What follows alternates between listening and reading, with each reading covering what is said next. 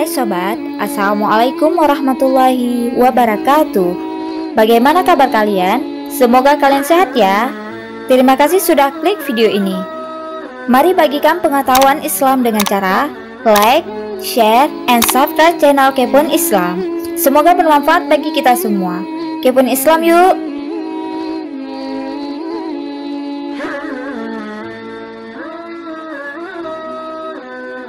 Christmas diartikan sebagai hari kelahiran Yesus yang dirayakan oleh hampir semua orang Kristen di seluruh dunia, yang berasal dari ajaran Gereja Katolik Roma. Padahal ajaran tersebut tidak terdapat dalam Alkitab, dan Yesus pun tidak pernah memerintahkan kepada murid-muridnya untuk menyelenggarakan perayaan yang masuk ke dalam ajaran Gereja Katolik Roma pada abad keempat tersebut.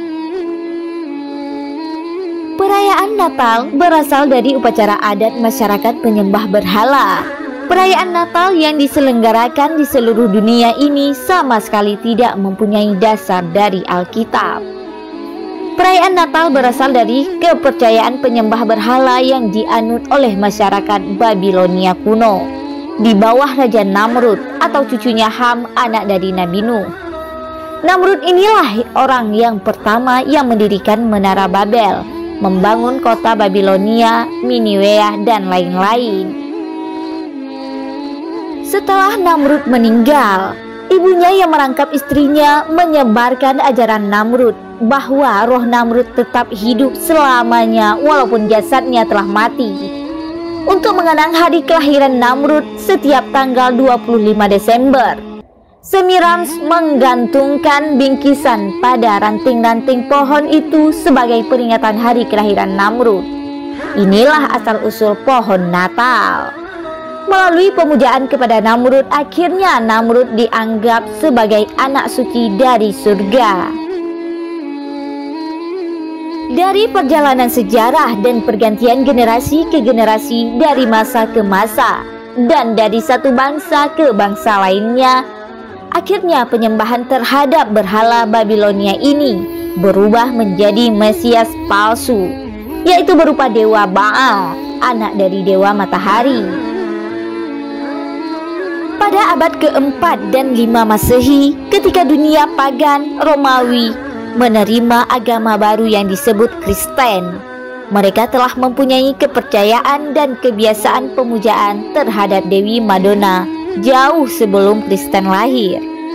Natal adalah acara ritual yang berasal dari Babilonia kuno yang saat itu puluhan abad yang lalu belum mengenal agama yang benar dan akhirnya terwariskan sampai sekarang ini.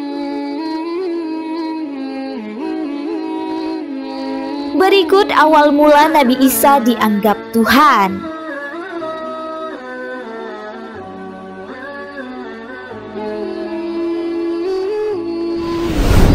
Teologi Trinitas bermula.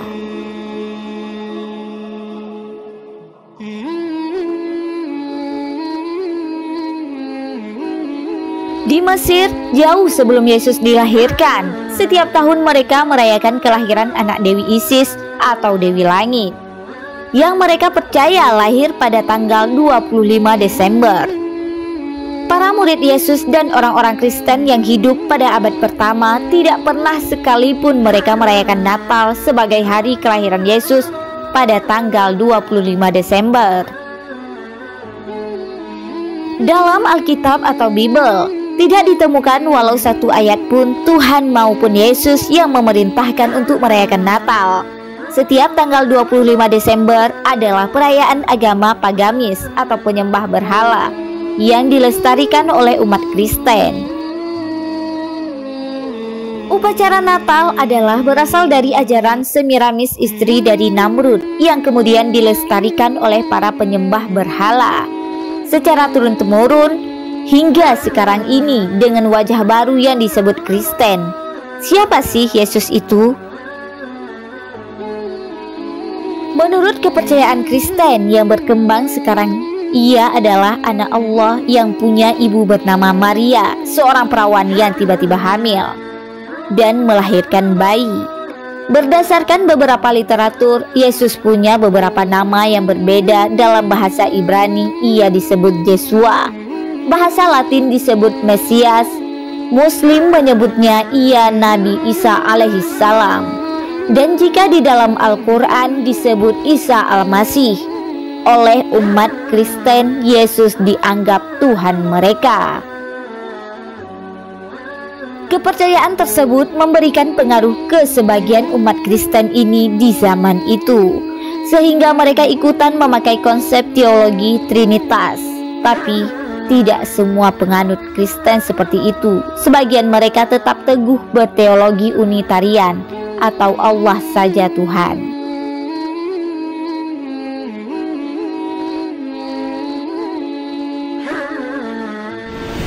Kemenangan kelompok Trinitas dalam konsili.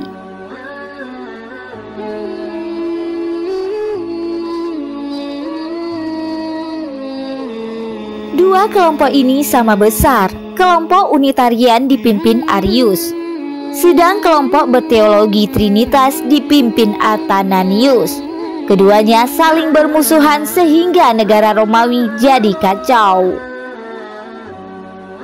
Menyaksikan realitas tersebut, Kaisar Konstantin yang seorang penganut paganisme dan sedang berkuasa pada masa itu mengadakan konsili atau musyawarah akbar di Nisea pada tahun 325 Masehi.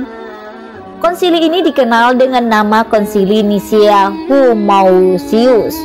Kedua pimpinan kelompok nafsirin dengan Yesus berhubungan amat erat dengan Allah.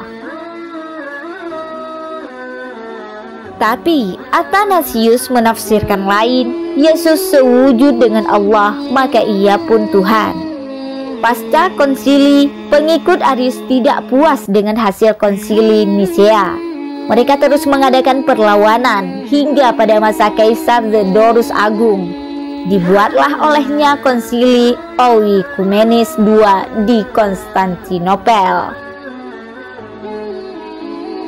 Karena ia anti Arius, maka konsili itu tegas menentukan bahwa Yesus sewujud dengan Bapa Allah dan Roh Kudus pun sewujud dengan Allah.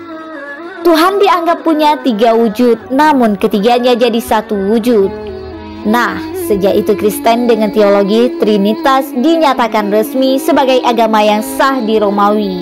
Siapa yang menentang akan ditumpas.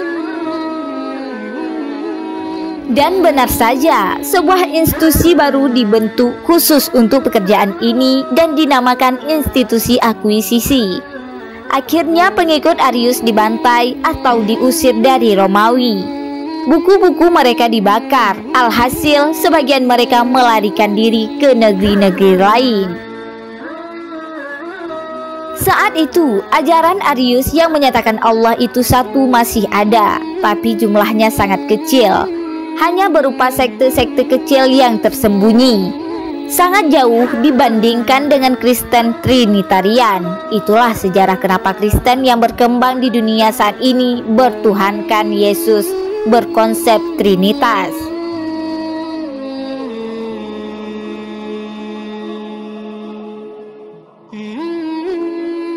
Nauzubillah, tragis memang ternyata itu terjadi karena pengaruh agama pagan dan peran penguasa Romawi yang beragama pagan.